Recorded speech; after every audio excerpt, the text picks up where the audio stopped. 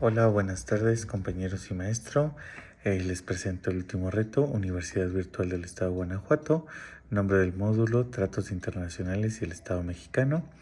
Nombre del reto, ¿cuál es la responsabilidad del Estado mexicano? Nombre del asesor, Diana Patricia Josefina. Nombre del alumno, Uriel Alfonso García García. La matrícula 21035616 y la fecha de elaboración 30 de junio del 2025. Bueno, en el reto se nos pide presentar 2 casos y de estos pues dar alguna conclusión y responder algunas preguntas. En el caso 1, Ana se encontraba pacíficamente repartiendo panfletos a las personas que se manifestaban en la plaza de armas de su ciudad. El contenido de los panfletos versaban sobre citas bíblicas. Al enterarse de lo que hacía Ana, un policía decidió arrebatarle los panfletos y detenerla, argumentando que no era lugar para repartir ese tipo de información, pues alteraba el orden. Ana permaneció encerrada e incomunicada dentro de una patrulla durante 3 horas hasta que la manifestación concluyó. Posteriormente el policía la trasladó a la barandilla, donde recibió burlas y calificativos peyorativos por el personal de seguridad pública. Luego de un día detenida, la dejaron en libertad. Ana denunció el hecho ante la Fiscalía General del Estado, así como ante la Comisión Estatal de los Derechos Humanos. Ambas instituciones omitieron el inicio de cualquier procedimiento, por el cual Ana acudió a la Justicia Federal, donde resolvieron la incompetencia para conocer el asunto. 2 años después, Ana presentó su caso ante la Corte Internacional de los Derechos Humanos. Y las preguntas son las siguientes. ¿Consideras que existe responsabilidad por parte del Estado mexicano? Argumenta y fundamenta tu respuesta. Claro que sí, argumentando la respuesta dice, se presentaron violación de los derechos a la libertad de expresión en el artículo 13, ¿sí?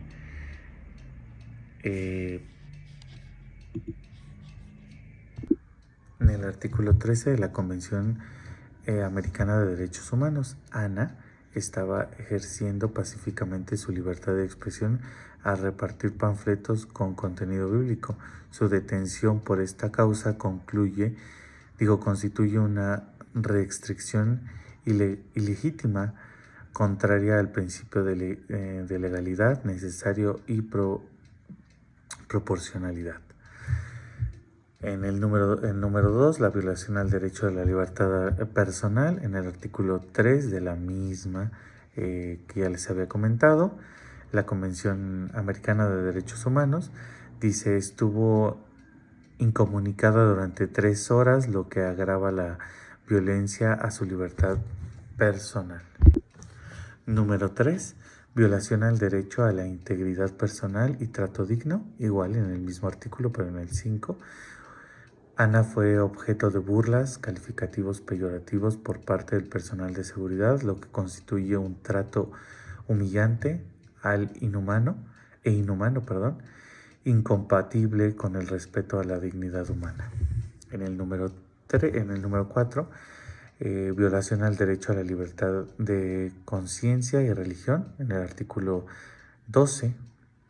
La restricción impuesta por la policía por el contenido religioso de los panfletos es una limitación directa a su libertad de religión sin base legal ni justificación.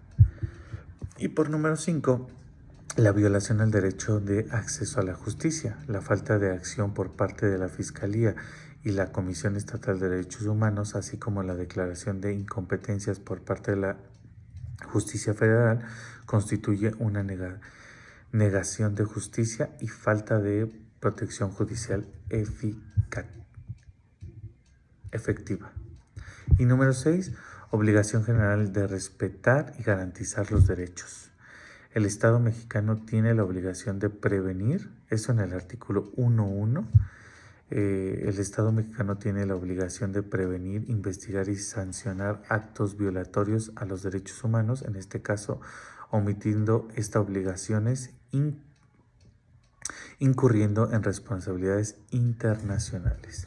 Y bueno, como conclusión, el caso de Ana presenta una serie de violaciones sistemáticas al derecho fundamental protegidos por la Convención Americana, dado que las autoridades nacionales no ofrecieron protección ni reparación. La Corte Interamericana de Derechos Humanos tendrá competencia para conocer el caso y el Estado mexicano puede ser declarado responsable internacionalmente. En el caso número 2, dice: durante la pandemia del COVID-19, el gobierno de una entidad federativa publicó un decreto por medio del cual se declaraba obligatorio el confinamiento en el domicilio particular de los habitantes en un horario de 8 a 9 horas. Asimismo, se prevía una multa de 1.500 a quien infringiera esta disposición. De no contar con recursos para pagar la multa, el decreto previó 36 horas de arresto.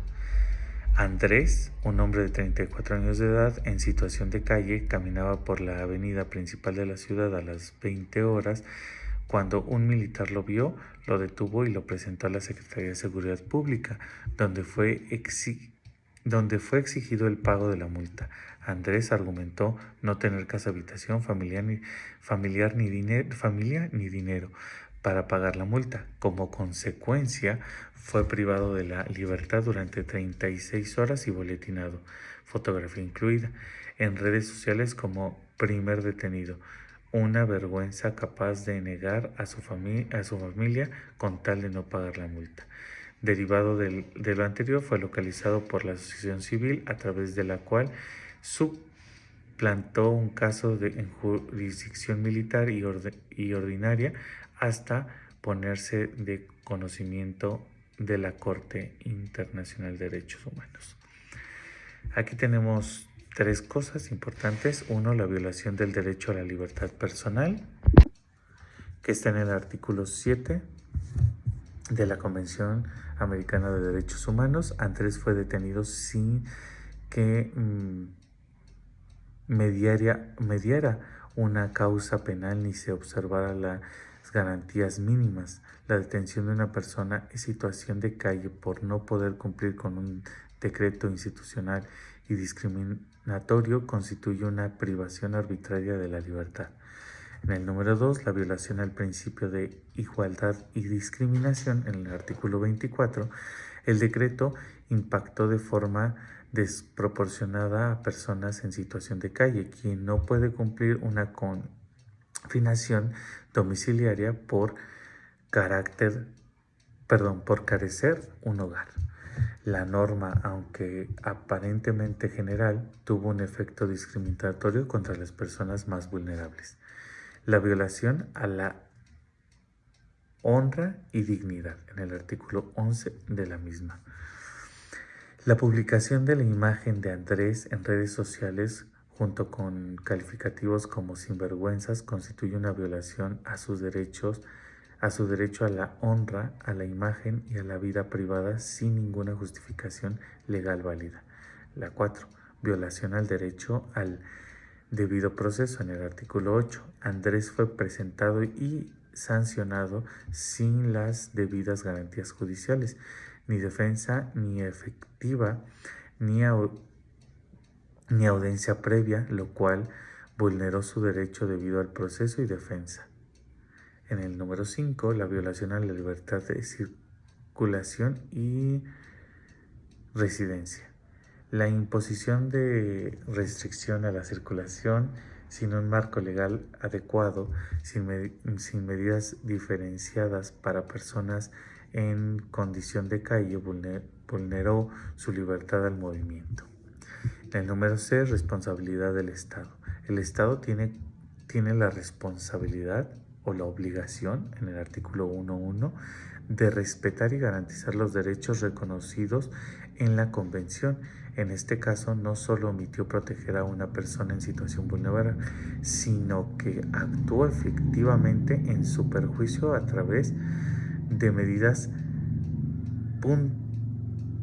punitivas en este caso. Y bueno, como conclusión, en el caso de Andrés, representa un ejemplo claro de un exceso de poder estatal y de la política y de las políticas públicas que reproducen la exclusión social. La Corte Interamericana de Derechos Humanos podría declarar al Estado mexicano responsable internacionalmente y ordenarle medidas de reparación integral, incluida una disculpa pública, atención psicológica y psicosocial y reformas legales.